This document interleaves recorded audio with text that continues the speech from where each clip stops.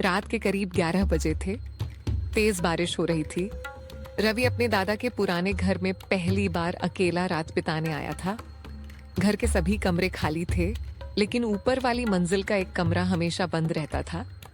गांव के लोग कहते थे कि उस कमरे में कई साल पहले एक आदमी की रहस्यमयी मौत हुई थी। रवि इन बातों पर विश्वास नहीं करता था। वह टॉर्च लेकर धीरे धीरे उस कमरे का देखता हूँ, आखिर इस कमरे में ऐसा क्या है जिससे सब डरते हैं। दरवाजा चर्र की आवाज के साथ खुलता है। कमरे में धूल जमी थी। बीच में एक पुरानी कुर्सी और दीवार पर टूटा हुआ आईना था। अचानक दरवाजा अपने आप बंद हो गया। धड़ाम। कौन है? मजाक मत करो। कोई जवाब नहीं आता। अचानक कमरे में ठंडी हवा चलने लगी। आईने में रवि को अपने पीछे किसी की परछाई दिखाई दी। वह तुरंत पीछे मुड़ता है, लेकिन वहां कोई नहीं था। पीछे मत देखो। कौन हो तुम? मैं यही हूँ। आईने में अब रवि का चेहरा नहीं, बल्कि एक अजनबी आदमी दिखाई देता है जिसकी आंखें पूरी तरह काली थीं। कमरे की लाइट बार बार टिमटिमाने लगती है। हे भगवान, ये क्या हो रहा है?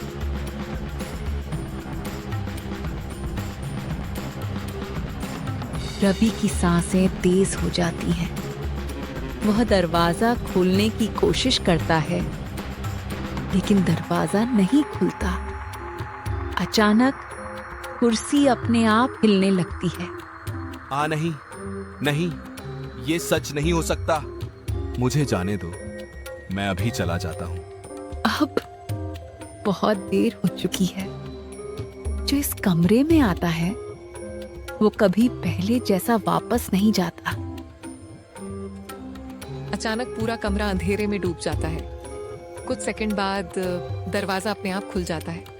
रवि डरते डरते बाहर निकलता है, लेकिन जैसे ही वह बाहर जाता है, उसे एहसास होता है कि पूरे घर में कोई नहीं है। और सबसे डरावनी बात, दीवार पर टंगा पुराना आईना अब खाली नहीं था। उसमें रवि की जगह वही काली आंखों वाला आदमी मुस्कुरा रहा था।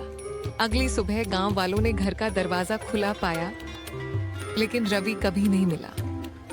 आज भी कहा जाता है कि अगर कोई आधी रात उस कमरे का दरवाजा खोले, तो आईने में उसे अपना चेहरा नहीं, बल्कि रवि दिखाई देता है, जो धीरे से कहता है, अब तुम्हारी बारी है।